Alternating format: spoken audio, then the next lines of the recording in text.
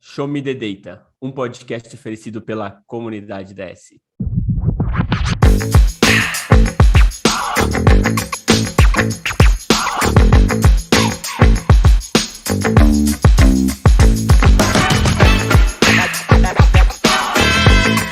Olá, ouvintes. Meu nome é Meigaron, mas pode me chamar de Meigaron.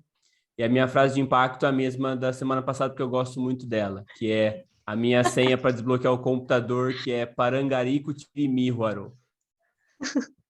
Boa noite, pessoal. Meu nome é Rayane, mas podem me chamar de Rai. E eu acredito que dado é a melhor fonte de informação que temos. Olá, boa noite. Meu nome é Almir e eu queria partir minha defesa, porque quem assistiu o episódio anterior, né, no YouTube e está vendo esse agora, vai ver eu com a mesma roupa. Porque nós gravamos 2 episódios no mesmo dia. E a Rai teve a cara de pau de colocar uma blusa por cima só para dizer que estava com a roupa diferente. Caraca, verdade. Nossa, vou fechar aqui, ó. Entregou a Rai, velho. Vou fechar. Mas, pessoal, Pronto. Entregou a Rai. Vou abrir a minha, então. Vou aparecer com outra roupa. Mas sejam, galera, e depois dessas declarações infames aqui entre Rai e Almir, vamos iniciar o nosso podcast. Sejam muito bem-vindos, muito bem-vindas. Para quem está nos ouvindo no podcast, para quem está nos vendo no canal do YouTube, esse é um podcast feito pela comunidade DS, uma forma de a gente trazer um conteúdo relevante para a comunidade de dados de maneira mais descontraída, porque eu sei que vocês me assistem no YouTube, já estão de saco cheio da minha cara séria, que a gente fala umas piadas também. E hoje, em especial, nesse episódio, a gente trouxe convidados extremamente especiais para falar de um assunto que eu tenho certeza que vocês todos têm dúvidas. E eu vou deixar eles se apresentarem para vocês antes de revelar o nosso tema, tá? Mas antes disso, Aline, por favor, se apresente um pouquinho para o pessoal, conta um pouquinho de você, depois o Juan também, e a gente vai fazer as nossas frases clássicas aí do começo do episódio. Beleza, gente. Primeiro, obrigada aí pelo convite. Sério, me sinto muito honrada de estar aqui, de participar. Então, eu sou a Aline, eu sou formada em Engenharia de Produção pela Universidade de Brasília, tenho uma especialização em BA em Ciência de Dados pela USP, trabalho na Loft, sou Senior Data Science na Loft e trabalho também, sou fundadora da Lupa, uma empresa de inteligência de dados aplicada junto com o Juan. E também estendo agradecimento, muito obrigado por este convite, excelente. E eu me chamo Juan, eu sou formado em Engenharia de Computação pela Universidade SEMP de Madrid, lá na Espanha. E depois de dar muitas voltas pelo mundo, na realidade não é pelo mundo, pela Espanha, eu vim ao Brasil e fiquei meio brasileiro, exceto pelo meu sotaque, minhas palavras, eu sinto muito. E há uns anos, junto com a Aline, né, criamos a Lupa, já trabalhamos um pouquinho antes, eu gosto muito de trabalhar com ela, e aí fundamos a Lupa, né, uma empresa de ciência de dados e também com um pouquinho de engenharia de dados. Que legal, Juan. Seja muito bem-vindo, Juan e Aline. E vocês já devem ter percebido, então, o tema do nosso episódio de hoje. Hoje a gente vai falar sobre consultoria em ciência de dados. Vamos falar um pouquinho sobre como que é esse mundo da consultoria de ciência de dados, né? Eu já converso com a Aline e ela me explica algumas coisas, é completamente diferente do que eu imaginava, mas hoje a gente vai entrar muito no detalhe, o Juan vai trazer também o ponto de vista dele. Mas antes da gente falar sobre esse tema, né, de empreendedorismo e consultoria em ciência de dados, a gente tem algumas frases aqui, pessoal, para a gente determinar de quem vocês serão mais amigos. E aí depende da resposta de vocês, vocês vão ser amigo de um de nós 3 aqui. Então pensem muito bem na resposta, certo? Então eu vou começar pelo Juan, que já está preocupado em saber quem ele vai ser mais amigo. Juan, 3 perguntas para você. Pense bem na resposta, tá? A primeira, você prefere R ou Python? Eu prefiro Python. Eu antes preferia o R há vários anos, né? Até tá balançado. Até era legal, né? Mesmo com o Python, sempre era legal ficar no R, porque era um pouco a minoria, né? Só que com o tempo, toda essa comunidade do Python, todas essas bibliotecas nos facilitaram muito o trabalho, então acabei no Python. Verdade, Juan. A gente foi convertido pela pressão social, né? Eu entendo. Segunda pergunta, Juan. Você come a coxinha pela ponta ou pela base? Pela base, mas de uma forma lateral. Sabe, não se pode pegar assim a coxinha e comer pela base diretamente. Tem que pegar lateralmente, virar e comer assim. Espero não ter incomodado ninguém. Olha aí. Temos uma terceira forma de comer a coxinha agora, então. Então, temos a forma do Juan. Você não vai ser amigo de ninguém, eu tô achando. É isso. E a última pergunta, Juan, é a seguinte. Você fala biscoito ou bolacha? Não, gente, eu sinto muito. Bolacha. Biscoito, o que é isso? Não, bolacha. Não, aí não. Boa, sou muito radical nisso, não. Juan fala gajetas, né, Juan? Você não fala nem Gajeta. biscoito, nem bolacha. Muito bom, velho. E você, Aline? Python ou R? Eu sou 100% Python. Isso aí, não, felizmente, não tem discussão. 100%. 100%. 100%, não há dúvida, você viu? Coxinha, eu sou a favor de comer a coxinha, cara, por cima, por baixo, por lado. O importante é comer a coxinha, então, sem preferência. Boa. Quero ser amigo de quem come coxinha, independente de como come. E, Tá certo. E aí, a respeito de biscoito ou bolacha, eu acho que não é um ou outro, é biscoito de polvilho e bolacha recheada e acabou a discussão. Não, gente. Bom, o Juan discordou aqui, viu, pessoal? Ele acha outro ponto sobre a biscoito e a bolacha. Não, mas tudo bem, depois discutiremos, Aline, depois falamos. Tá? Boa! Depois vão ter a divisão do Prolabore da empresa, aí eles vão acertar, Mas pessoal. aproveitando o Juan, aí, qual foi seu primeiro contato com a coxinha, Juan? Caraca, e foi chegando, foi no aeroporto, tinha umas coisas estranhas, com estranha forma de lágrima, né? Aí triangular, e eu gosto de todas essas coisas, pedi esperando que fosse, será um bolinho de bacalhau estranho, e me enamorei, foi como pão de queijo, foi amor à primeira vista. Até que cheguei a Tá perdoado por comer lateralmente.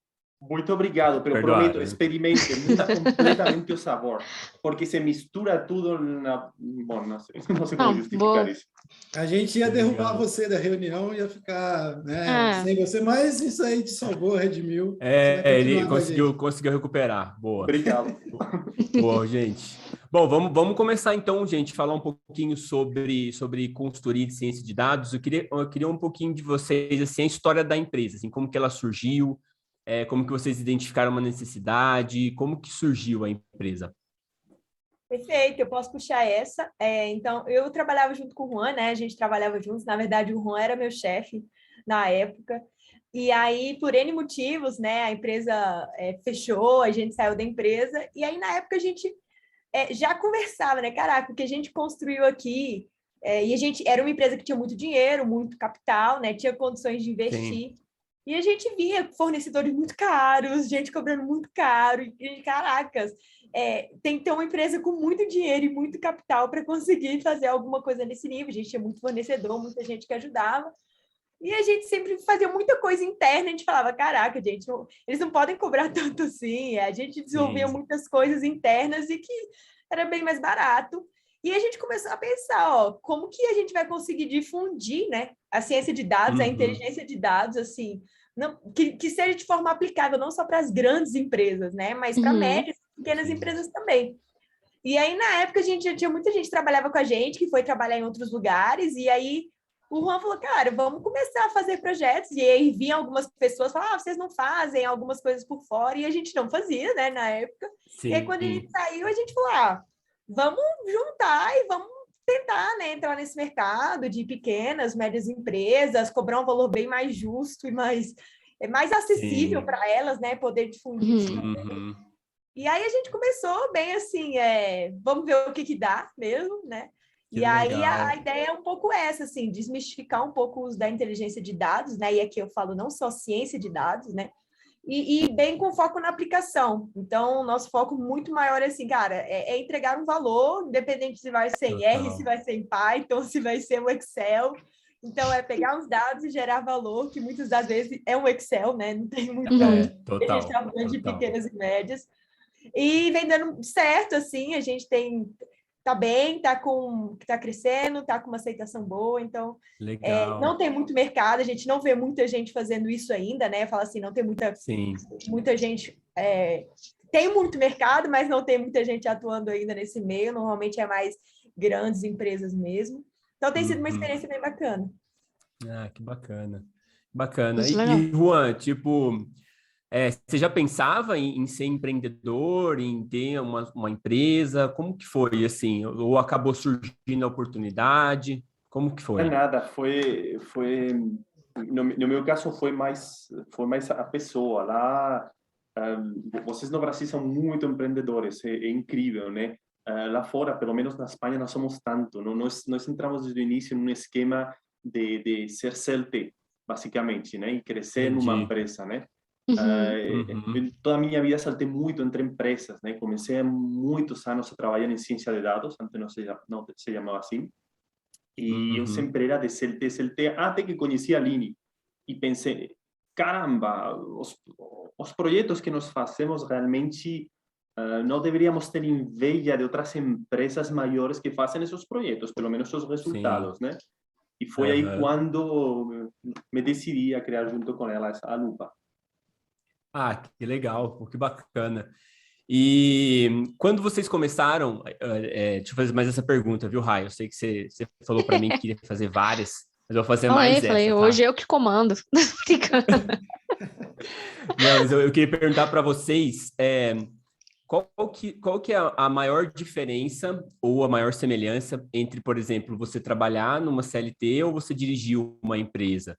Eu acho que tem toda uma pressão de você dirigir uma empresa, mas eu imagino em termos de habilidades, assim. Quais são as habilidades que você precisa ter para ser um consultor empreendedor e como que isso é complementar ao trabalho de um CLT, por exemplo? Tá, eu vou puxar essa. Acho que é bem diferente, assim. A gente pensa, né? Quando a gente veio com essa ideia, vamos abrir uma empresa de inteligência de dados. Cara, eu pensei, top, vou pegar uns projetos, vou ser, né, cientista de dados ali, cara. E acho que, pelo menos hoje, pelo menos uns 50% do trabalho é contábil, é financeiro, é Total. negociação, é ir atrás de cliente. Então, é muito complementar. A gente não enxerga, né, quando a gente tem a ideia. Eu imagino vocês aí Uhum. também. A gente nem tem nem noção do que vai ser, mas de fato, assim, é um aprendizado muito grande por esse lado também, né, cara? Hoje eu estava estudando tributação, sabe, é Caramba. outra coisa, então, uma coisa que você não imagina que vai acontecer, né? Então, contratação de gente, N fatores, assim, então é bem Uhum. diferente esse aspecto. E o outro aspecto é, se você não trabalha, se você não consegue, você não tem o retorno financeiro, né? Que é diferente do Total. CLT. Então, você tem ali, eu acho que ter a sua empresa de fato sair um pouco mais da zona de conforto. Não que na empresa não você esteja numa zona de conforto, né? Mas, de certa Sim. forma, ter uma segurança maior, né? Uhum. Financeira, ter uma segurança maior. Você tem chefe, tem outras pessoas responsáveis por aquilo ali. A sua empresa é você, né? Eu É e o Juan, você, né? responsáveis por aquilo ali, e não tem segurança nenhuma, né? Então, é bem diferente mesmo. E bem complementar, assim. Eu acho que são experiências bem diferentes É, e bem legais. que legal, Aline. E Juan, como é que vocês dividem assim as tarefas na empresa? Tem alguém que tem habilidades melhores, por exemplo, sei lá, talvez vendas, prospecção, outra é mais técnico, outra é mais na parte. Como que vocês dividem as tarefas? Totalmente. A parte mais negocial vai para a Aline e a parte mais Hum, técnica vai para mim, né? Então, entendi. uh, toda a parte comercial, até negociação, bom, sempre participamos os dois, né? Mas toda essa parte Sim. comercial, toda essa parte de entendimento do negócio, que é uma parte terrivelmente importante para nós, né? A Uhum. Aline mais Sim. que toma na frente, estou mais na parte quando tem que construir um back-end e até um front-end, mas uma parte um pouco mais técnica, né? De novo, Entendi. os dois intervimos em todo, né? A Aline pode Uhum. fazer essa parte técnica também, né? Mas Uhum. nós dividimos um pouco nessas duas partes. Ah, que legal. Legal. Eu queria Legal. sugerir que o Megan tomasse uma água aí, senão a Rayane não participa hoje, né? Não, agora eu vou, já fiz a minha parte, galera. Agora eu vou assistir. Rai, pergunta aí, Rai, senão ele não para mais. Vamos lá, Rai. Não, Primeiro não, o você. Depois a pessoal tá gente faz zoando aqui. depois a gente faz uma sessão só com vocês, viu? Boa, boa, Aline. Tirando do meu próprio podcast, mas tudo bem. O pessoal tá Então, zoando, mas na verdade a gente tem que lembrar aqui que as perguntas foram construídas junto com o pessoal da comunidade, né? Verdade. O pessoal tem muita dúvida. Então, tem grande participação. Então, acho que não é nem a gente que está participando, mas eles. A gente está só fazendo apresentando, papel, né, papel de passar as perguntas. Então, uma das perguntas, Aline ou Juan, é como que está a busca das pequenas e médias empresas em relação à ciência de dados, em relação a essa questão de dados mesmo, né? Como vocês mesmos falaram, vocês não trabalham só com ciência de dados, vocês trabalham com inteligência. Como é que está essa procura? Hoje podemos falar que o cenário nos últimos 2 anos mudou quase radicalmente, né? Antes as empresas pequenas, médias, eles achavam que inteligência de dados era uma analista de BI fazendo PowerPoint. Então era quase impossível convencer eles do contrário, né? Só que nos últimos 4 anos tivemos um boom da ciência de dados, né? Antes, os cientistas de dados tínhamos o nome de analista de BI, por exemplo. Não tínhamos nem nome, né? Mesmo que esse nome existia, não tinha dado de forma oficial, né? Mas, graças a esse boom, toda essa ideia da importância de explorar corretamente os dados chegou a todas as empresas. Primeiro chegou às mais grandes, mas depois chegou também às pequenas e médias, né? E ainda falta muito caminho, né? Mas nos próximos 2 anos vamos ter claramente mais uma revolução nesse aspecto. E aí, só para complementar, hoje, assim, das pequenas e médias, né, o cenário atual, eu acho que a gente enxerga 2 tipos de empresa. Uma que, cara, tem consciência de que é importante, precisa se adaptar, precisa entrar nessa onda, né?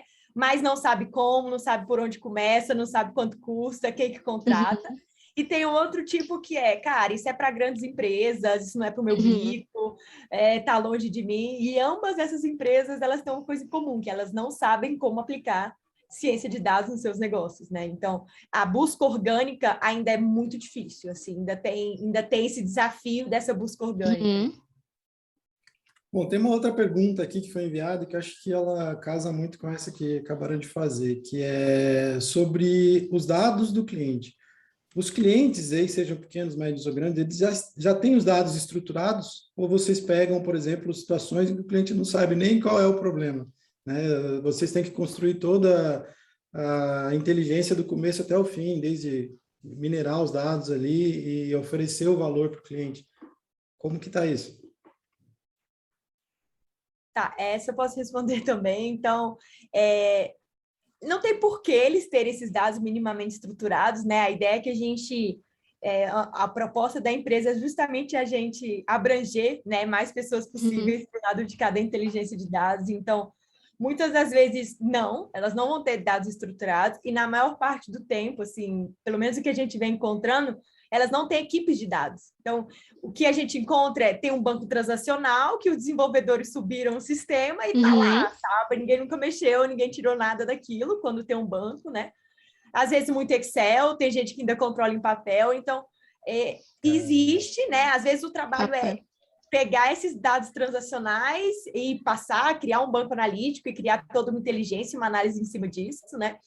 E às vezes isso também é positivo. Por quê, né? Porque a gente começa desde o começo a estruturar. Às vezes eles solicitam a gente, gostaria disso.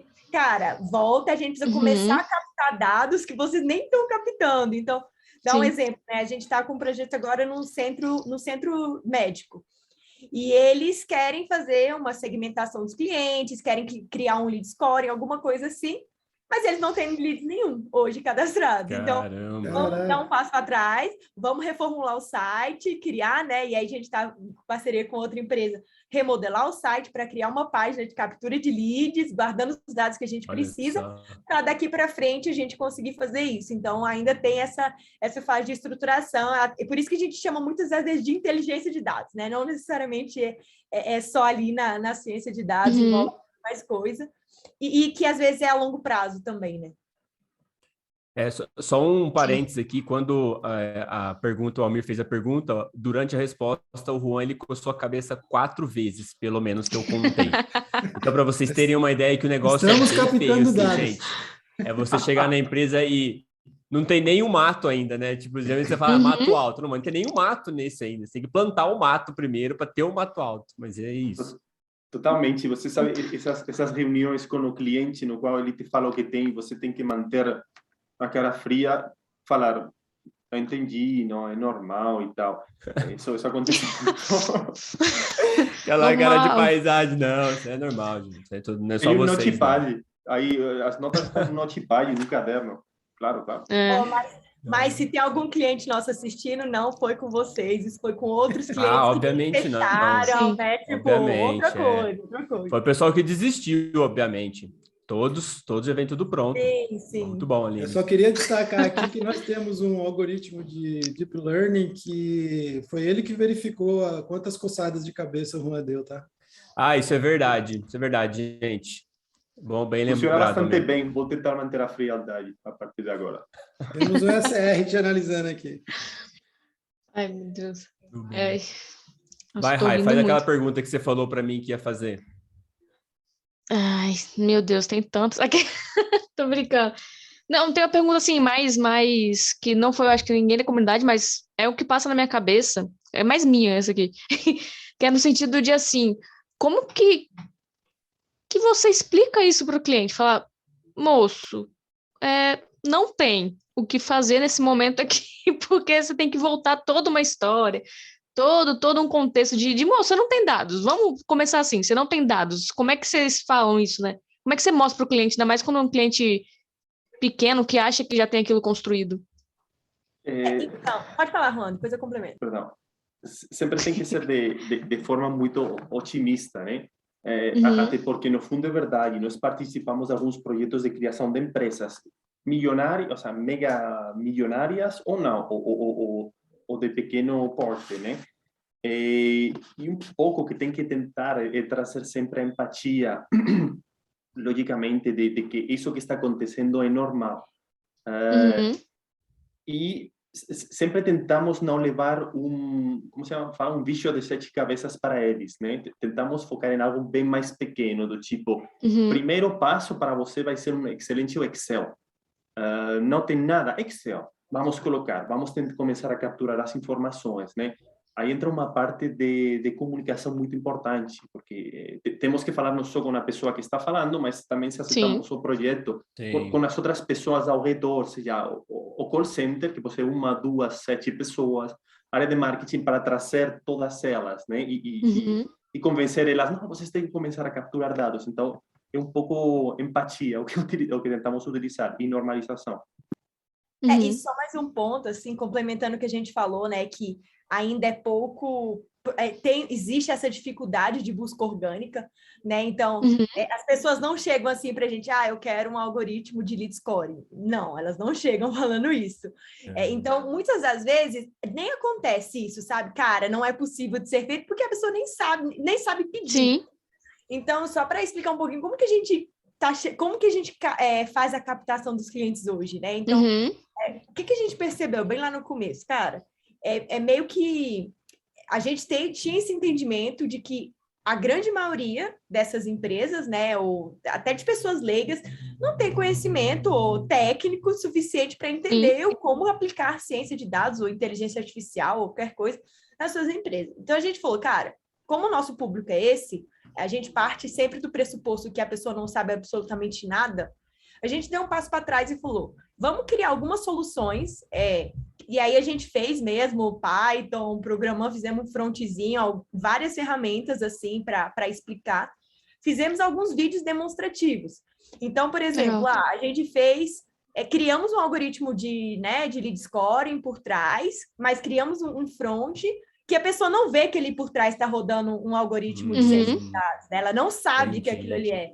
Mas a gente mostra um vídeo falando, isso aqui está sua lista de clientes, isso aqui é a probabilidade de compra de cada um deles, esse aqui é o telefone para você ligar, esses aqui são os que vão fechar mais rápido, esse mais barato. Então, a gente começou a fazer alguns vídeos explicativos de N soluções, então a gente fez lead scoring, fizemos um mini OCR, fizemos uma análise de sentimentos, fizemos uma associação de produtos, sem falar para as pessoas que aquilo ali era, utilizamos um algoritmo tal, nenhuma linha de código, sabe? Então, a gente fez tudo isso para pessoas leigas. Então, cara, você sabe como que a venda de um produto impacta em outro? Agora você pode fazer isso em questão de segundos. Então, sabe, as coisas bem simples e de linguagem bem leiga mesmo, bem simples.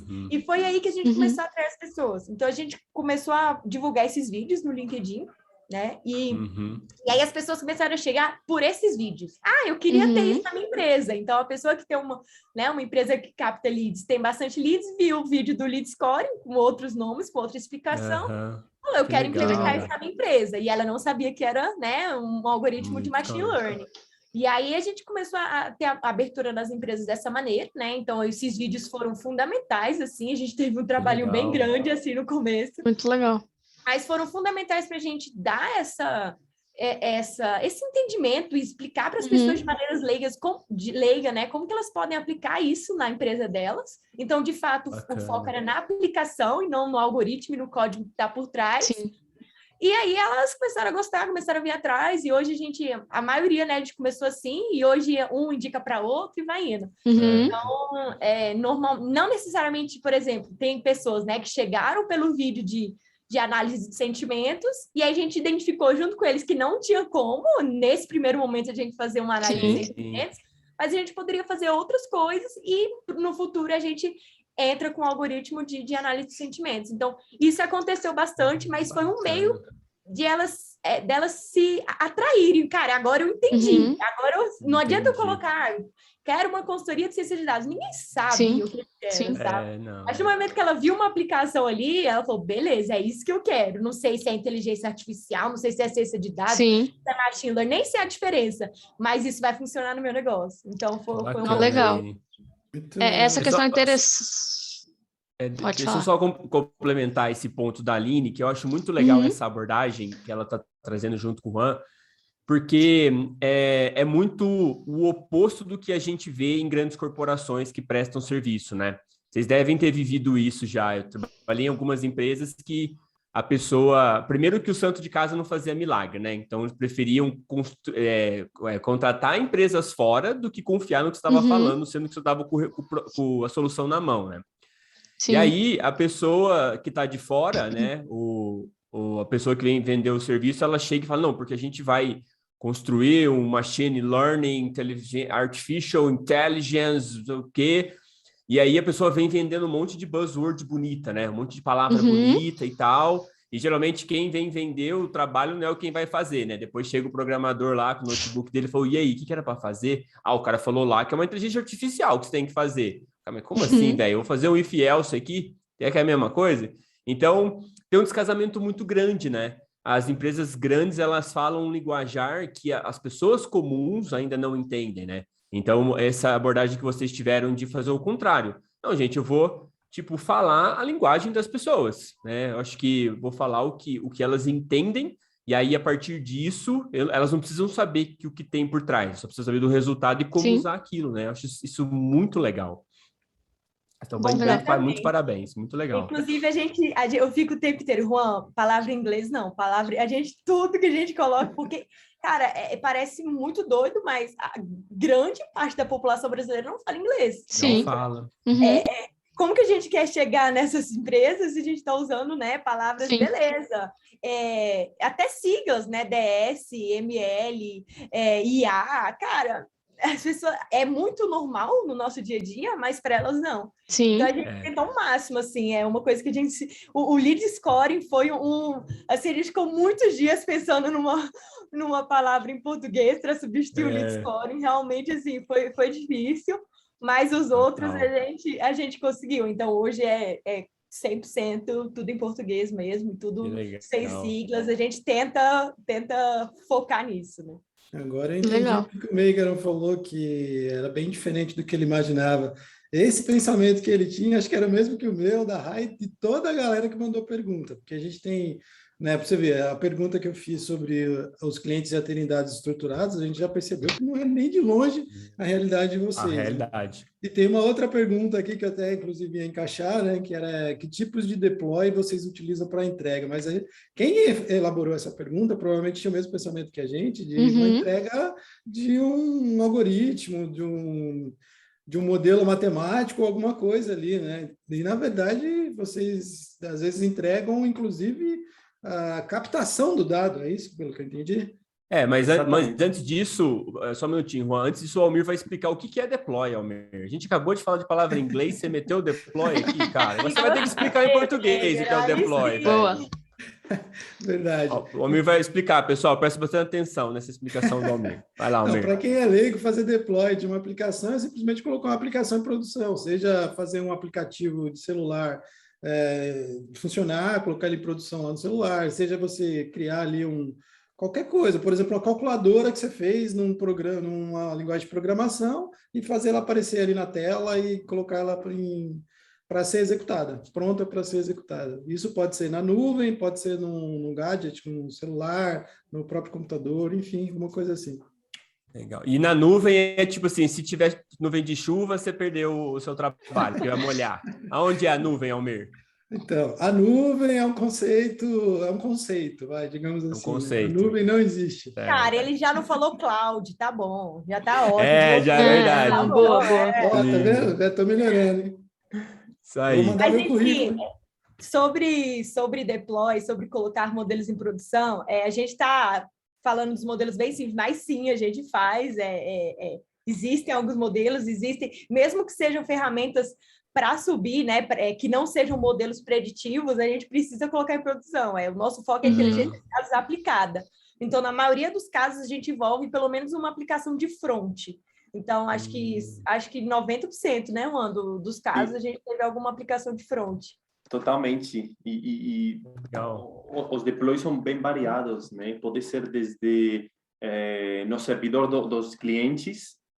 Os clientes utilizam muito, no início eu achava que não, mas utilizam muito o Windows Server, que, enfim, mesmo que sendo comum, sendo fácil de utilizar, não é fácil fazer um deploy no Windows Server, não é fácil ir ao servidor on-premise de cliente e instalar um programa que vai funcionar para toda a empresa utilizando esse servidor, está mais feito para Linux, não? Então, mas muitos clientes utilizam isso.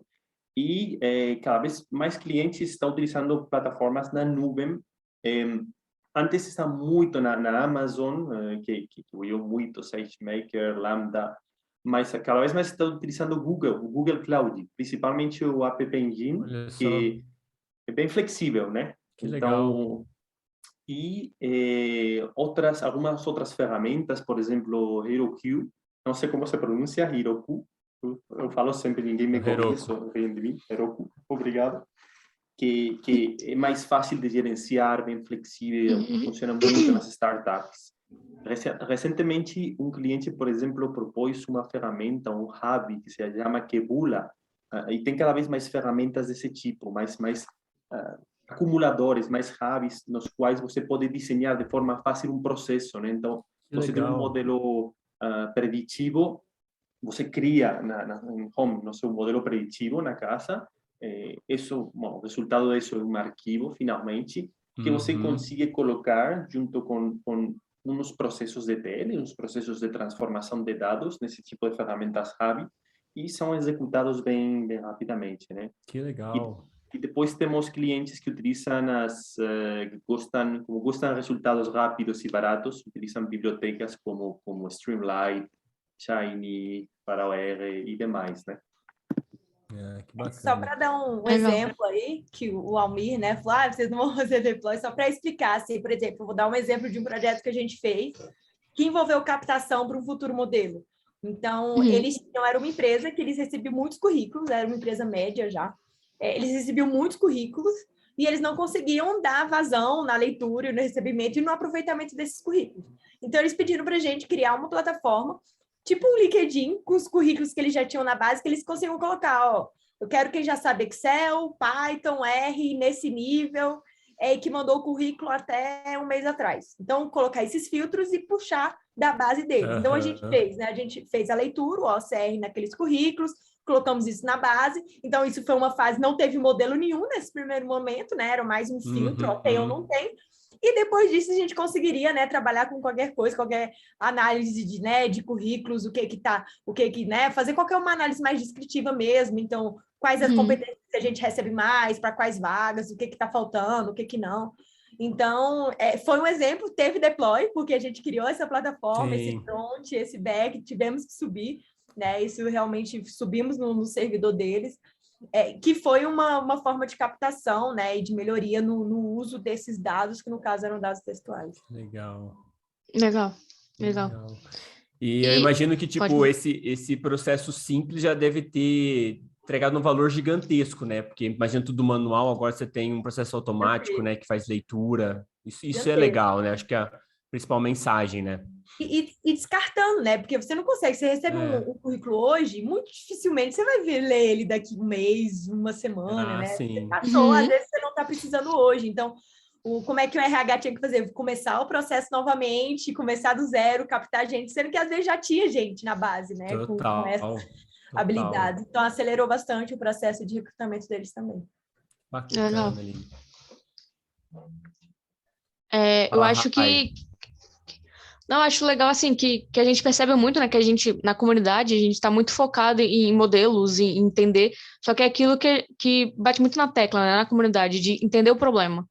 Então, assim, a gente percebe que muitas das vezes você não vai precisar aplicar um modelo, porque as empresas não estão preparadas para isso, né, as empresas pequenas, assim. E é legal a gente ver isso, que às vezes a gente tem que dar uns 205 passos para trás, para depois dar um para frente e falar, olha, agora você pode fazer isso aqui. Eu acho legal, assim, esse ponto para o pessoal mesmo perceber, de que, assim, a gente está adiantado lá na comunidade, mas o mercado em si, pelo que eu estou percebendo, tá bem lento, assim, de percepção mesmo.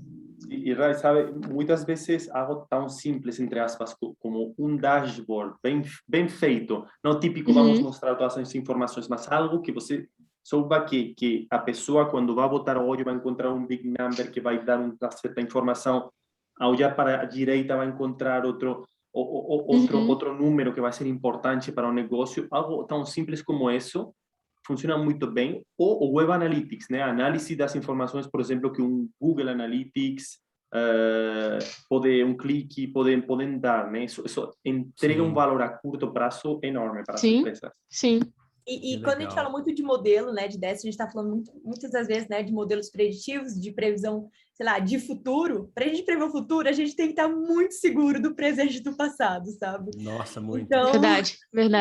E são pouquíssimas as empresas que estão muito, muito seguras e preparadas no presente e no passado, né? Então, quando a gente está falando, se a gente fosse limitar a modelos preditivos, eu acho que a gente diminui muito as oportunidades que a gente tem hoje e as chances de impacto, sabe? Porque são pouquíssimas empresas que são como a Loft, como o Nubank, como N empresas muito grandes que nasceram já com uma equipe de dados, que estão estruturando desde o começo, né? A grande maioria não é assim. Então, acho que é o ponto, assim, acho que a gente ainda foca muito nos modelos preditivos, é muito massa, é muito legal mesmo, eu concordo 100%. Só que para a gente prever o futuro, a gente precisa estar bem arrumadinho com o passado e com o presente. Essa vai ser minha próxima frase, já até anotei. Boa, e como é que funciona, para a Aline e para o Juan, e como que funciona fazer a precificação disso que vocês entregam? Porque pelo que eu estou vendo aqui, cada projeto, você pode pegar um projeto simples em que você tenha que, inclusive, captar os dados, como vocês podem pegar um projeto de uma empresa mais estruturada, que já tem bastante coisa e tudo mais. Como que vocês fazem o cálculo de precificação? Lógico, não precisa ir no detalhe, mas para a gente entender se é por hora, se é pelo tamanho do projeto, se vocês envolvem mais pessoas, contratam terceiros também, como que funciona isso? Tá, o Juan tá ali balançando muita cabeça, eu vou responder. Então, a gente precisa também, como a gente está falando de pequenas e médias e de escopos muito diferentes, de empresas que às vezes nem tinham isso planejado no orçamento, porque elas não previram que iam, né, ter isso. Então, a gente precisa se adaptar bastante. A gente é bem flexível e a gente leva isso para os clientes também. Então, hoje a gente trabalha com 3 principais formas de precificação. Um é por hora. Cara, vamos fechar um pacote por hora por mês ou vamos deixar aberto até tantas horas e a gente cobra por hora quanto foi trabalhado naquele mês. Até porque muitas empresas elas não conseguem assim, disponibilizar uma equipe, uma pessoa, às vezes elas não têm, então é o desenvolvedor, às vezes é o diretor, então é difícil elas, consigo fechar 50 horas, às vezes é complicado, então às vezes é por hora trabalhada mesmo. às vezes é por projeto fechado, né? Então, quando o escopo é mais fechado, é um modelo, é uma plataforma, a gente faz a estimativa do tempo que a gente acha que vai gastar com isso, né? Coloca uma precificação por hora ali e passa um preço fechado. Ou, dependendo do projeto, a gente também faz por taxa de sucesso, né? Então, vamos abaixar a hora, né? Quando são empresas que não conseguem desembolsar um valor muito grande, a gente acredita no projeto, quer investir naquela ideia. Isso acontece muito, né? Da gente abraçar a cara, vamos fazer. Então, a gente cobra um valor bem abaixo da hora e cobra também o percentual de taxa de sucesso, né? Então, se a gente aumentar tanto, a gente fica com tanto e por aí vai. Legal. Isso é muito legal. Porque você cresce o bolo da empresa e fica um pedaço para você, né? Isso é muito legal. E se eu não crescer, eu não fico nada, né? Então, acaba que a gente assume riscos juntos que muitas das vezes pode fazer sentido para quem não tem aquele dinheiro para desembolsar, né? Perfeito. Também respondi ao mim. Sim. Não, respondeu muito bem. Às vezes, até para animar as empresas, dependendo da função que vamos fazer, mudamos o preço. Por exemplo, se uma função de cientista de dados, podemos cobrar mais a hora do que se é uma função de marketing digital ou engenharia de dados, né? E isso às vezes anima, porque o processo de construção, que é mais engenharia de dados, às vezes se cobramos menos que pelo processo de ciência e de inteligência de dados, o pessoal quer ficar mais com a gente, quer ficar até construir a parte inicial e depois dar inteligência. Legal, muito bacana. Eu vou contar uma história para vocês também, que acho que essa parte do podcast eu conto a história, né? Mas é uma história engraçada. Show. Mas foi assim, uma vez eu eu prestei consultoria também para uma empresa que fazia seleção de rebanhos para gado de corte, né? Então tinha lá as vaquinhas, os boizinhos e tal, aí tinha que selecionar, e eles faziam tudo manual, e só que eles tinham uma base de dados lá de peso, altura, todas umas medidas lá do gado, né? E aí a pessoa queria me pagar esse projeto em gado.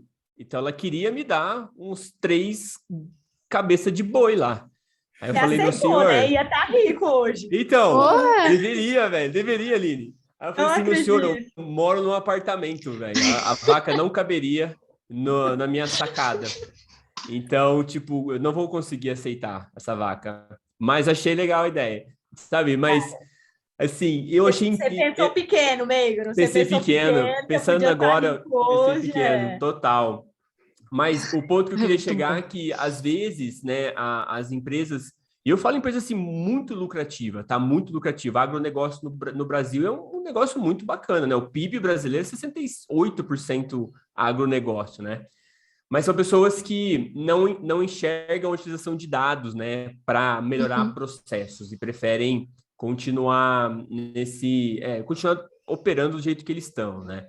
E aí a minha pergunta para vocês é, como que vocês mostram um pouquinho do valor? A Aline contou um pouquinho sobre o vídeo que vocês fazem, eu entendi um pouquinho, assim, sobre vocês falarem um pouco mais a linguagem, mostraram o que dá para fazer, mas se realmente a empresa não está afim, e se isso acontece muito, assim, o mercado, tem algumas empresas que realmente não têm interesse?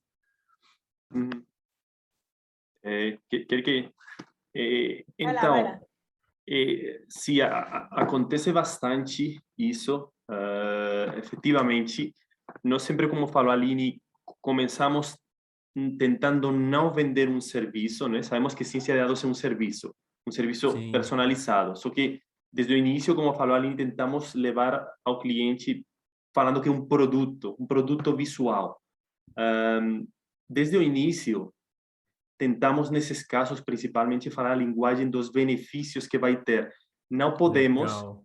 Eu já fiz há anos e errei completamente. Não se pode falar, não, você vai ganhar isso. Eu lembro, trabalhar anos em uma consultoria assim, um pouco grande e tínhamos que colocar essa parte de quanto ia ganhar o cliente. O cliente ganhou muito, mas chegou e falou, vocês me falavam que ia ganhar 8 milhões de euros. E ganhei 5. E nós, não, mas... Então, não utilizamos números concretos, mas sim que tentamos colocar umas tabelas de tipos de ganhos, né? Dizer quanto vai ganhar você em vendas, quanto vai ganhar você em rentabilidade, em economia de custos, e colocar pelo menos bullet points falando disso. Então, tentamos falar essa linguagem e só falar do que vamos fazer posteriormente. E aí, para complementar, algumas empresas, por exemplo, a gente já fez projeto que a gente acreditava, a gente viu um valor, a empresa estava meio assim, eu não queria investir naquele momento, e a gente falou, cara, nós vamos fazer de graça, se vocês gostarem do resultado, vocês pagam. E já aconteceu, eles gostaram do resultado, pagaram, a gente continuou com a gente até hoje. Então, isso acontece, claro, a gente precisa ter disponibilidade, a gente precisa acreditar no projeto, né, em tudo. Mas é um risco e às vezes faz sentido, né? O cliente, cara, quem são vocês? Estou chegando aqui, nós somos pequenos também, né? E eu falo assim, a grande diferença de tratar com pequena e média empresa é que você vender um projeto, vamos colocar aí, R$10 mil, que seja, bem aleatório, para uma grande empresa, não vai fazer diferença nenhuma, se der ruim, se der bom. Se você vende para pequena e média, você pode quebrar o cara. Então, é uma responsabilidade muito grande, de fato, tratar com essa. Você fica com muito mais receio do que vender para uma grande empresa, porque se der ruim, deu ruim, vai fazer não vai nem lembrar que teve vocês ali como fornecedores. Na empresa pequena, não, ela está apostando quase todas as fichas dela ali, né? Está contando muito. Realmente faz muita diferença para ela, né? Então, é uma responsabilidade bem grande. E aí, se a gente vê que não tem aplicação, que não vai gerar valor, cara, a gente é bem transparente, ó, acho que não faz sentido, a gente não vê nenhuma aplicação agora, se quiserem ajuda com isso, a gente ajuda, mas a gente não vai ficar vendendo por vender também não, justamente porque não faz parte, né, do nosso propósito.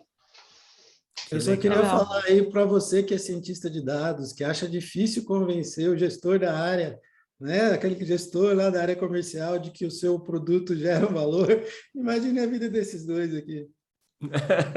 Exatamente, gente. Porque você vai lá convencer o gestor. A ideia, né, que a Aline deu, você pode fazer, aliás, né? Você pode chegar lá e oferecer para o seu gestor fazer o trabalho de graça. Se for bom, ele paga. Pô, imagine. Tem que começar pequeno, né? É um trabalho de formiguinha, eu falo para o Juan assim, eu não vou mentir, tem dia que a gente fala, ai meu Deus, vamos desistir, vamos parar com isso. Meu Bobagem, Deus, dá trabalho demais, por que nós estamos mexendo com isso? Eu acho que todo mundo Nossa, tenta empreender, passa por isso, né? Nossa, mas é legal, assim, faz parte. E aí você começa cara, por que eu tô aqui, né? Por que eu estou insistindo nessa ideia? Por que a gente está continuando? E a gente vê pessoas que estão felizes, então é, de certa forma, gratificante. Então, mas é trabalhoso mesmo, Almir, não é fácil, não. Não, e é muito legal ver vocês falarem, por exemplo, nessa questão de... Eu sei que, logicamente, que isso foi um caso específico, né? Mas de dividir a responsabilidade com o cliente. Não essa questão de se for bom, você me paga. Mas também quando você fala, se você ganhar tanto, a gente pega uma parte. Porque você divide a responsabilidade. Porque o cliente sabe que o teu sucesso vai depender também do sucesso dele, né? E aí, eu acho que acredito que seja melhor como convencimento, né?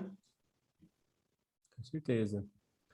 Muito legal, assim, eu acho que, né, a gente está olhando para duas pessoas empreendedoras e tal, né? E a gente vê muito sinceridade no trabalho, né? Então, a Aline falando que, pô, a gente não vende por vender, a gente acredita nas ideias, né? A gente faz o sucesso compartilhado, né? Então, a gente faz gratuito e se ficar legal, eu pago. Então, isso é bacana, né? Acho que é um verdadeiro propósito, assim. Não sei se vocês já chegaram a pensar nisso, né? A gente que empreende, assim, tem muito do propósito, né? Qual que é o propósito? No final, a gente faz o que gosta e depois chamam isso de propósito, né? Totalmente, para a gente é importante, né? Até porque como estamos vendo tanto do mundo da consultoria quanto do mundo do cliente, já sofrimos, vamos falar desse jeito, né? Esses típicos projetos, o que você falou no início, esses típicos projetos que vende aí uma igreja e que depois chega a pessoa com os olhos assim e fala... E já vimos muito isso, né? Então, desde o início, isso uma tecla que bateu muito a Aline desde o início, tipo, não vamos ser honestos, vamos vender, gostamos desse trabalho, vamos ser honestos. E outro ponto, né? Eu e o Juan, nós temos um trabalho como CLT. Então, a Lupa não é nossa fonte de renda principal. Então, isso também ajuda bastante, porque a gente não precisa pegar qualquer coisa porque a gente está precisando de dinheiro, né? A gente já tem uma fonte de renda né, principal, seria secundária. Então, não, claro, né, tem muitas empresas que, cara, precisam de projeto que faz sentido, tem pessoas que precisam, de fato, vivem disso, né?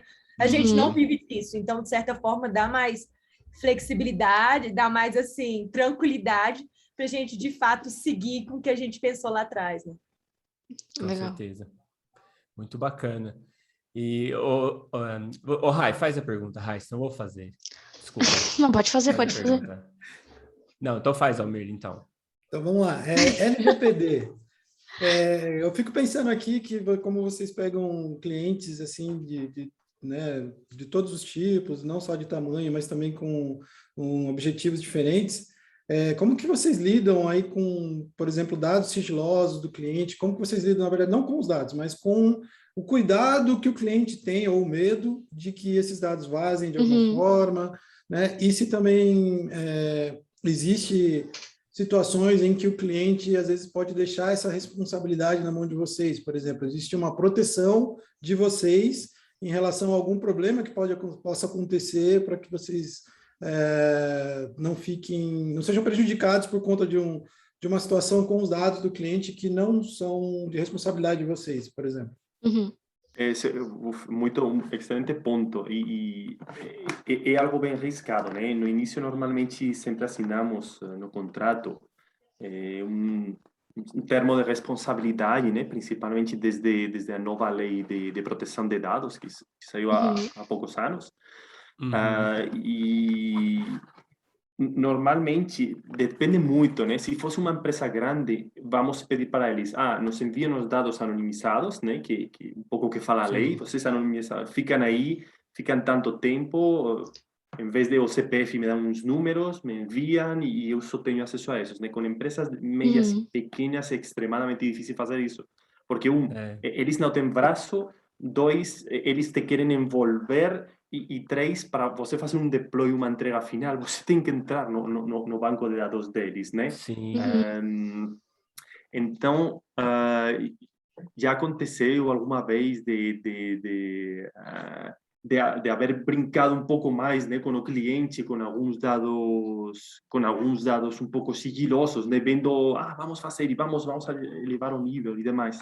Então já aconteceu, né, de que como o cliente queria brincar, nós acompanhamos essa brincadeira, né, achamos que isso é um erro, é dizer, tem que se tentar, se você cria uma empresa de consultoria, tem que se tentar blindar, achamos que tem que encontrar, e aí está a dificuldade, o termo meio entre você se blindar e brincar junto ao cliente para fazer as coisas rapidamente, para utilizar o banco de dados em produção, né? Aí é onde está o ponto difícil. Minha recomendação seria, tentem situar um pouco, em vez de ficar no meio, em vez de vou tentar equilibrar, brincar com as informações, ir rápido e ter uma segurança, tentem ir um pouco mais para a segurança hoje. Antes eu falaria o contrário, hoje tentem ir um pouco mais para a segurança. Recomendo ter umas regras internas, né?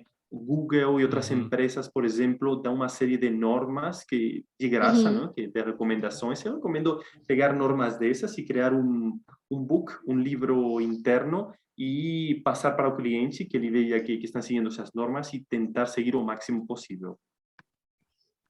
Legal, ótimas dicas, muito legal. Sim. Deixa eu fazer uma pergunta, mas a minha pergunta é mais assim, gente, para vocês, mas eu recebo muitas perguntas do pessoal da comunidade, do pessoal também do canal do YouTube. As pessoas, elas têm muita vontade, assim, de ter uma vida igual a de vocês, de trabalho profissional, né? E eu digo, você tem um trabalho fixo, e aí muitas pessoas são empregados públicos, né? Que às vezes trabalham meio período e tal, e gostariam de ter uma segunda fonte de renda com dados, assim. Aí eu queria primeiro que vocês falassem um pouquinho da rotina de vocês, né? Porque no fundo são 2 trabalhos, assim. A gente precisa, né, performar muito bem no trabalho da empresa, mas também entregar um bom resultado para a empresa que a gente está prestando serviço. Eu imagino que vocês também trabalhem muitos finais de semana. Então eu queria que vocês falassem um pouquinho disso, né, e tirasse um pouquinho a impressão do mar de rosas, que é você ter 2 empregos, ser cientista de dados, e nossa, casa na praia, viagem para Bahamas e tal. 15 mil por mês. 15 em uma mil, semana? Faça esse Madrilhas, curso. Canárias, tal. Queria que vocês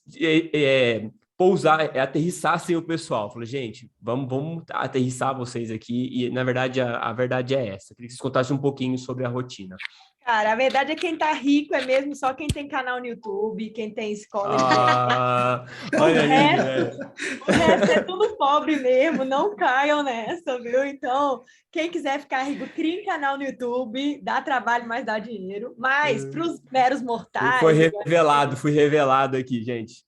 Ele revelou. Mas, assim, primeiro é que eu acho que não dá para ter muita rotina. Vou trabalhar de 8 às 6, a partir das 6 eu vou... Cara, não dá, porque os seus clientes vão trabalhar de 8 às 6 também. E sua empresa pode querer ir até às 7. Então, é uma loucura. A gente tenta marcar muita coisa na hora do almoço. Eu e o Juan trabalhamos em lugares diferentes. E a nossa prioridade 0, né? A gente tem um compromisso contratual com essa empresa, na empresa que trabalha CLT. Então, é mais ou menos assim, Juan, poder marcar uma reunião nesse horário? Você pode marcar aqui? Às vezes eu não posso, às vezes ele vai. Então, é uma loucura mesmo. É difícil, não é fácil. A gente também, às vezes, por exemplo, essa semana vou estar muito ocupada, Juan também. O cliente está precisando de alguma coisa, a gente consegue fazer para entregar na outra semana. É possível, é viável. Então, às vezes a gente também precisa fazer esse... às vezes, cara, não dá para fazer agora, dá para fazer daqui para um pouco mais para frente, pode, não pode, então não, a gente não consegue ter essa organização igual as pessoas pensam, né? Esse cliente eu vou entregar, cara, não, porque o cara vai, igual eu falo para o Juan, tudo surge, é impressionante que tudo vai surgir no mesmo dia, na mesma semana, todo mundo vai dar um problema. Essa semana mesmo aconteceu um cara querendo melhorar um negócio que a gente fez ano passado, e essa semana a gente está cheio de coisa, e tudo surgiu, sabe? Então, não tem como planejar muito. No nosso lado, assim, como eu falei mais uma vez, como não é nossa renda principal, acaba que eu falo muito para o Juan, quando virar uma dor de cabeça, já não está fazendo mais sentido, porque a gente começou esse negócio para a gente trabalhar junto, para a gente fazer o negócio do nosso jeito, levar, né, fazer como a gente acredita, os nossos valores. E deixar de ser isso já não faz mais sentido. Então, a gente, desde o começo, está levando de um jeito muito leve. Por enquanto, a gente não precisou contratar ninguém, o que é um milagre, né, Juan? A gente já imaginou que ia precisar há muito tempo. Mas a gente está tentando ainda ficar só com a gente, porque esse começo, as pessoas ganharam mais segurança, mais confiança, a gente entender um pouco melhor, né? Quais são as dores, quais são as dificuldades. Então, a gente quer continuar pequeno o máximo possível, assim, só nós dois. Legal. Mas minha dica é essa, assim, porque não é só isso, né? Você também tem que estudar, não é só a sua empresa e a empresa que você trabalha, você também tem que estudar, tem que se atualizar, e tem muita coisa, né? Muita coisa. Mas dá, assim, muito trabalho no final de semana, trabalho de noite, às vezes está mais tranquilo, às vezes está muito corrido, às vezes eu tiro férias e o Juan se vira, mas mesmo assim não é 100% férias, é aquilo ali, o cliente falou, você tem que responder. Mas tá dando, Juan. Quer complementar aí alguma coisa? Não, a Aline falou tudo, é totalmente isso, né? Realmente nossos horários, eu falaria, mas devem ser caóticos. É dizer, se tentamos organizar, não vai dar certo, com certeza. Então, devem ser, hoje finalizei antes, às 5, às 4, tá bom, vou para casa, pam, e avanço nesse ponto, né? Eu acho que algo que tem que ter muito claro é a ideia da escala, né? É dizer, nós tivemos alguma proposta já para subir para subir uma escala, né? Para realmente escalar bastante, né? Só que nesses momentos, né? Porque aconteceu várias vezes, já tivemos que começar a colocar na balança que fazemos? Fazemos isso, escalamos, continuamos igual. Até agora eu estou bem feliz. Eu acho que bom, meu parecer, né? Que está dando certo, que realmente estamos tentando manter baixo. Para a gente é importante, como falou a Aline, manter os dois o máximo possível, porque nós temos uma metodologia de trabalho que criamos entre os dois e da qual temos muita fé, né? Se incorporamos alguém, ou uma pessoa, ou várias, vai ser sempre treinando essa pessoa vai ter sempre uma parte de treinamento para que essa pessoa atue Sim. como nós, senão não faria sentido. Total. E sobre a grana e demais, não, efetivamente não dá. Apesar de termos 3 barcos, 5 helicópteros, realmente não dá para mais, não dá para um 6º helicóptero. O Juan tá indo só 2 vezes por mês para a Espanha, antes ele, sei lá, total. tá vendo a família, sabe? Class. Muito difícil. Família. Não tá dando, gente. Se o Megan, que só pegou uma consultoria, já estava recebendo 3 cabeças de gado, imagina o que outras fazendas vocês já não estão aí, né? Nós temos 15 camelos e 20 gatos. Falar disso, Megan, se você quiser indicar pra gente, viu, esse cara aí dos Vou gatos. Vou passar o senhor lá para vocês pegarem as cabeças de gado. Não, certeza. Não, agora é dinheiro, agora não vale mais, né? Vou fazer a proposta em boa. Inclusive, já adicionei isso aqui nos nossos métodos de precificação, viu? Boa ideia. É uma boa, tipo, a gente faz bom. umas consultorias aí para umas redes de supermercado, cara, se a gente conseguir aí as cestas básicas do final do mês, já tá ótimo, pô. Nossa o valor que as coisas estão hoje em dia. Eu falei pro Juan pra gente focar agora em posto de gasolina, Posto né? de gasolina. Nossa. Verdade. Paga em tanque cheio. Não, a melhor coisa. Precisa nem me pagar, não.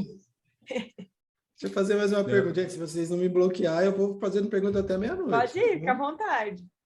Tem mais uma aqui, né? A gente vê muito essa dificuldade dificuldade não, mas uma das atribuições do cientista de dados, né, dentro de uma empresa, ele saber conhecer o problema ou a regra de negócio para poder achar uma solução para aquilo, seja a solução conhecida ou não, né, o problema conhecido ou não.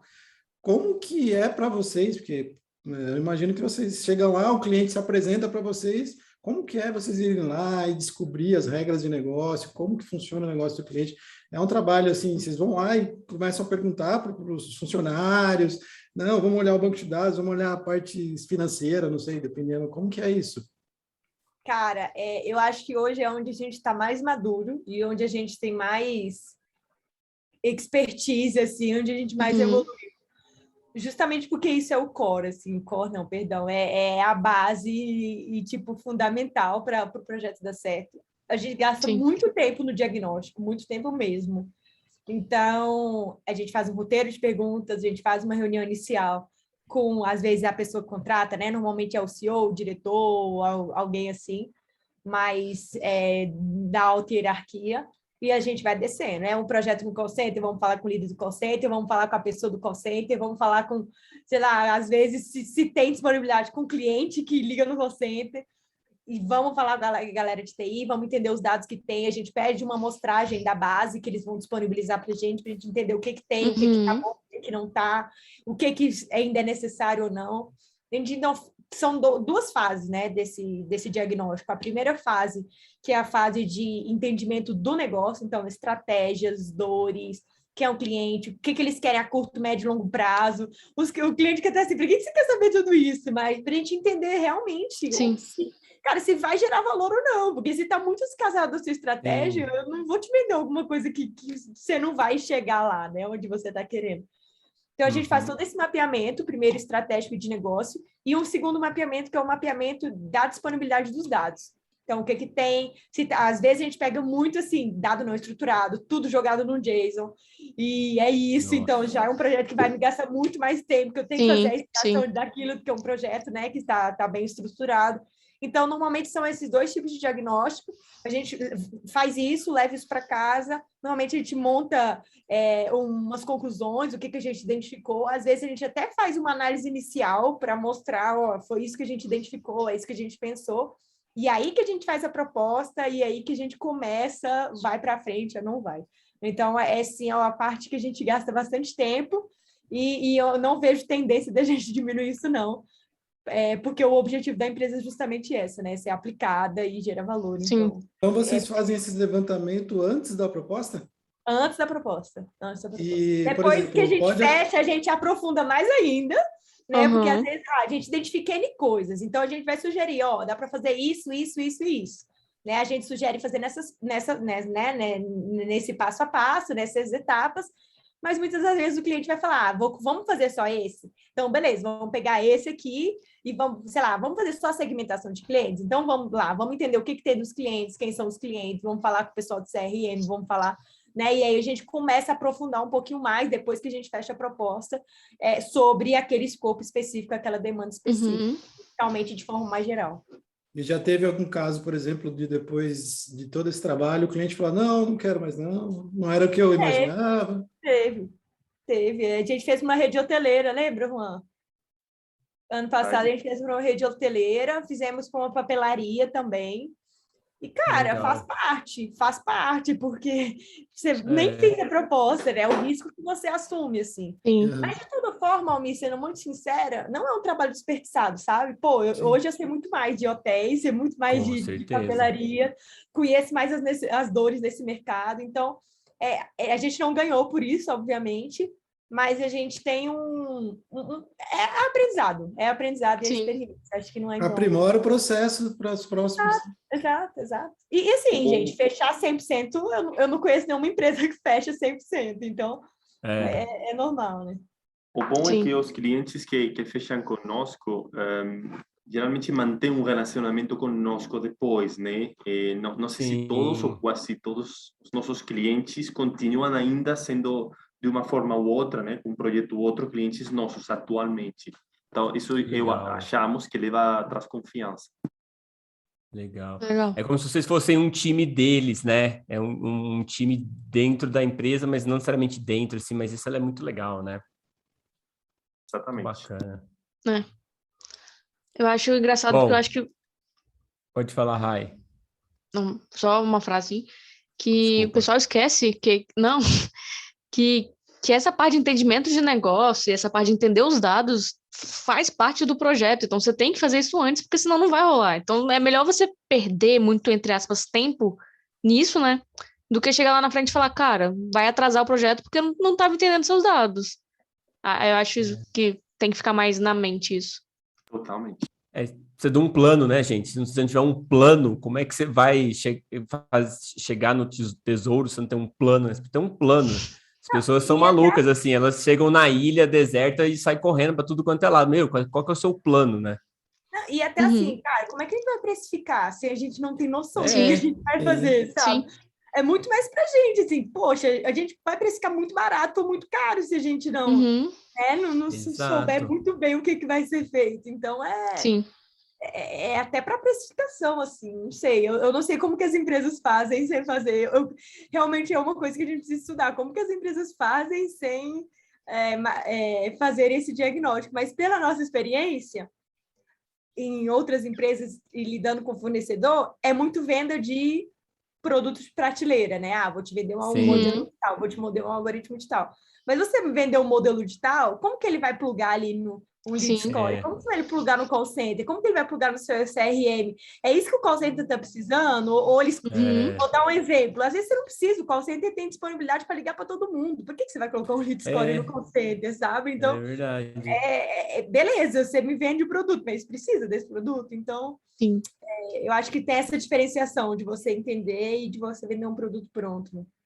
Não, total, Aline. Eu acho que as empresas grandes vendem pela quantidade de buzzwords que elas mencionam.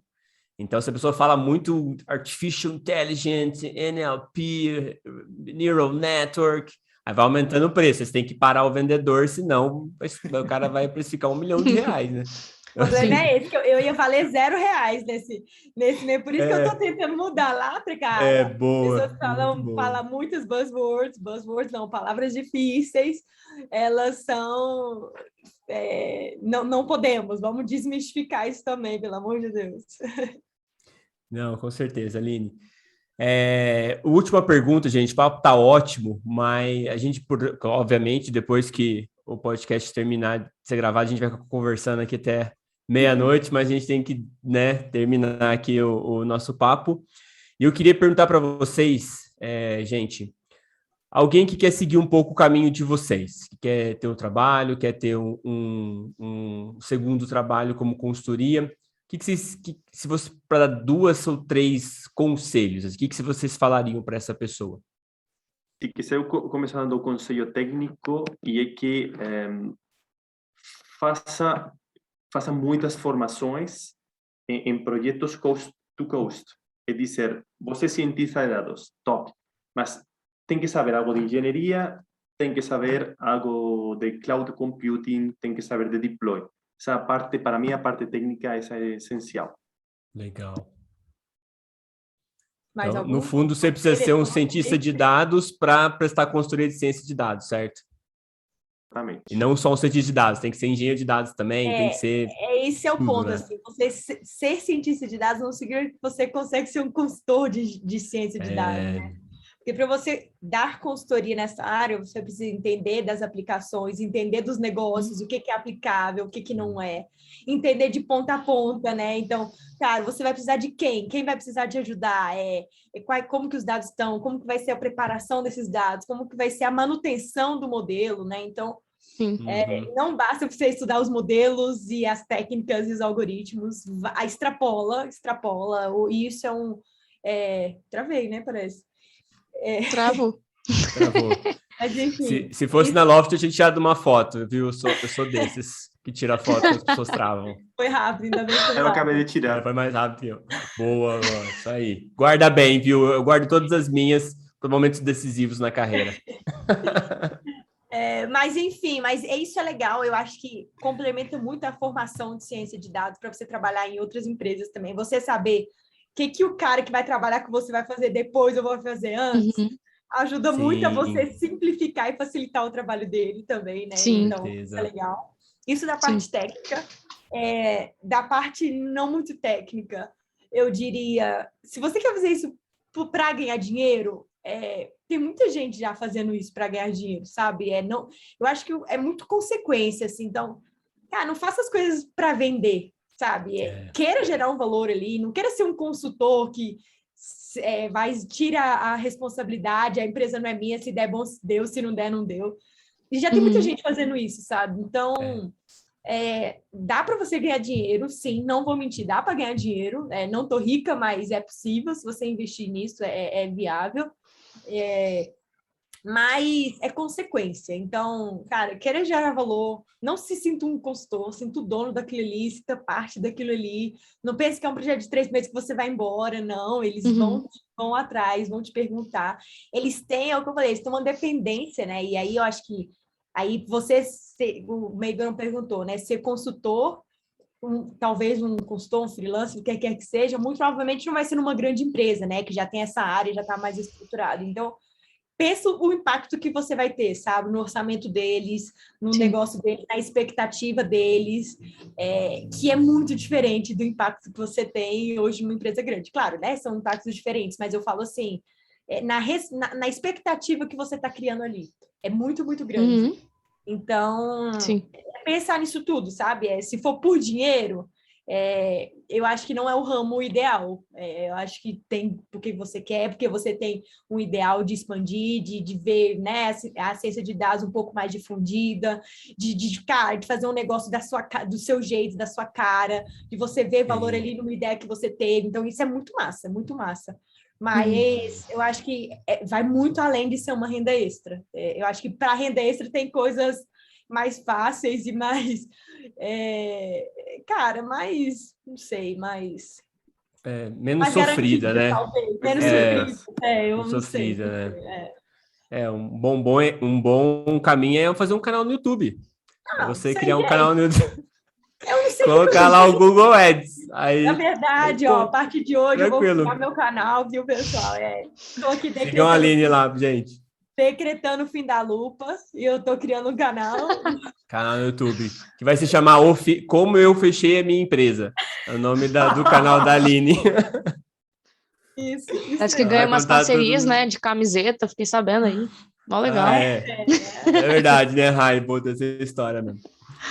Mas legal, gente. Gente, eu queria agradecer demais a presença de vocês. Muito obrigado, Aline. Muito obrigado, João. Prazer imenso conhecer vocês, o trabalho de vocês. Achei super incrível, assim, a transparência, a honestidade, como vocês levam o trabalho e essa vontade mesmo de ajudar as pessoas que não têm tanto acesso para pagar uma consultoria Buzzword International, NLP, Neural Networks, né? Então, achei muito legal. Muita sorte para vocês, muito trabalho, muito sucesso, que vocês merecem muito. Vocês são um caminho muito legal.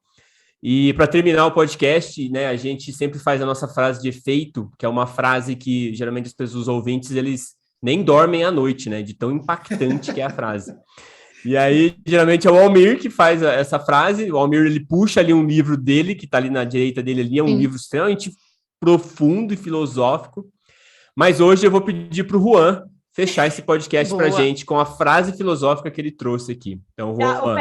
Peraí, deixa a frase para o final, deixa eu só agradecer, então, finalizar. Ah, é.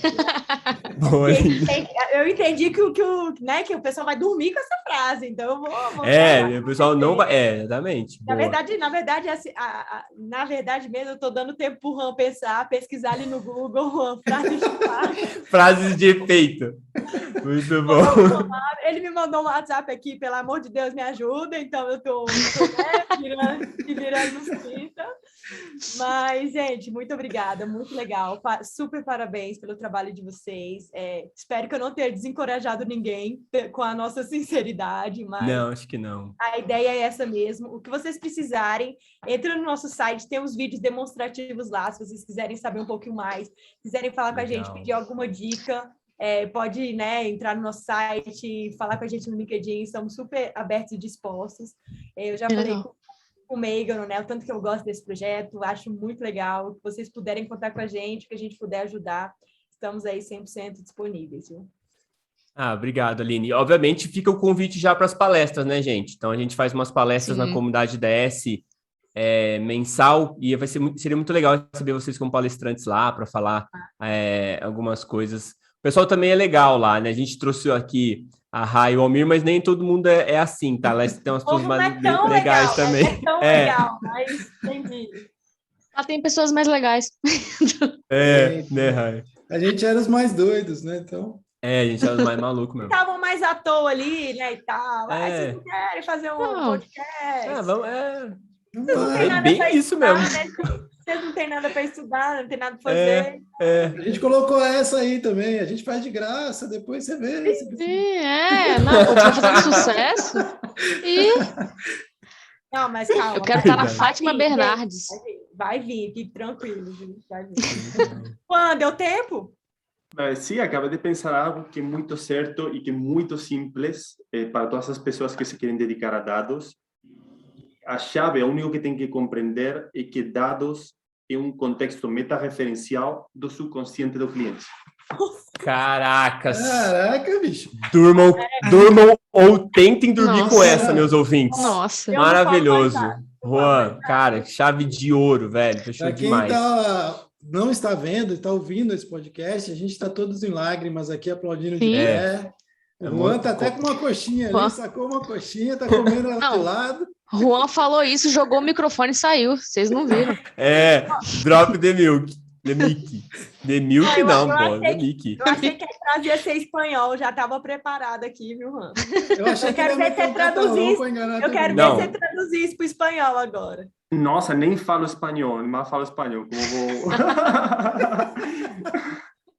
que os dados são, nem lembro o que falei, são um contexto meta-referencial do subconsciente do cliente. Vaya.